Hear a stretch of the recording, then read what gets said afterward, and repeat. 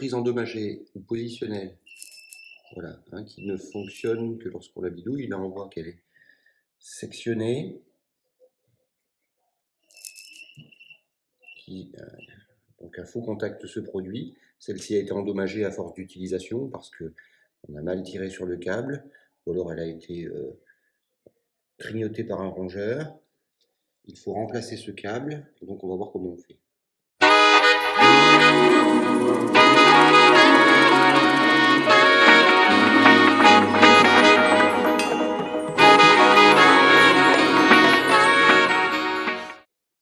En l'occurrence, il s'agit du câble d'un timer de box, mais cela fonctionne pour tous les appareillages électriques.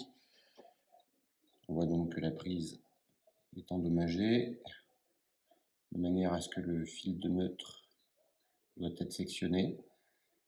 Donc deux solutions, soit vous coupez ici, vous achetez une prise et vous rebranchez une prise, mais on est sur une solution à la fois coûteuse et moins durable, soit vous récupérez le câble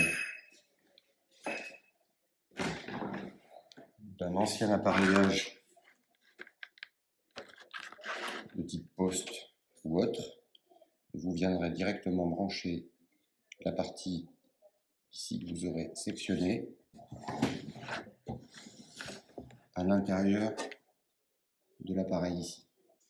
Donc une fois l'appareil ouvert, on voit que le câble est raccordé au transformateur. Ici, il est soudé, protégé par une gaine thermorétractable, et par-dessus, on a de la colle à pistolet à colle. Donc il va falloir aller chercher le fer à souder pour dessouder le câble, qui passera ensuite par un passe-câble qui freine le câble et qui évite que celui-ci soit arraché en cas de traction. Donc le passe-câble est rentré en force dans l'orifice du boîtier. Je vais essayer de vous l'ouvrir pour comprendre.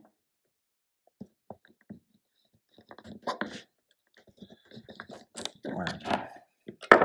En fait,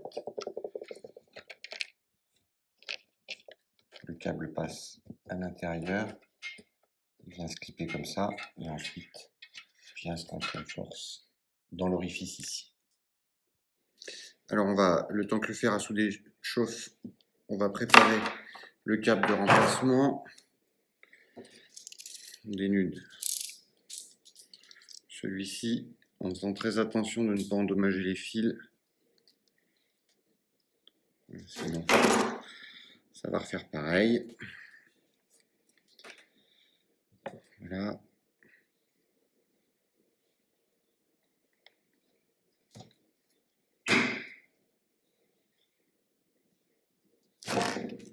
Voilà, viendra étamer l'extrémité des fils avec le fer à souder et on viendra brancher au niveau du transformateur.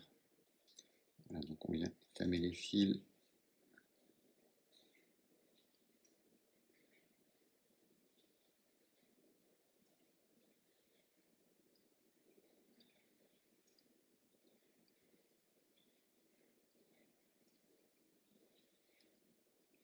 Pour les préparer,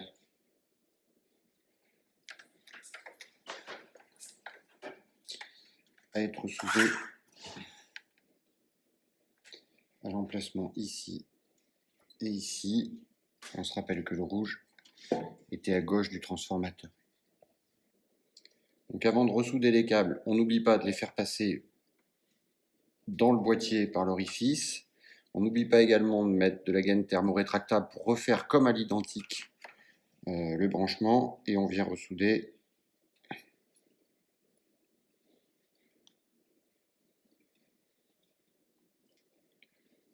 le câble. Voilà, donc on a positionné les deux gaines thermorétractables qu'on va venir rétracter, et puis on pourra refermer le boîtier et vérifier si tout fonctionne. On repositionne le passe-câble.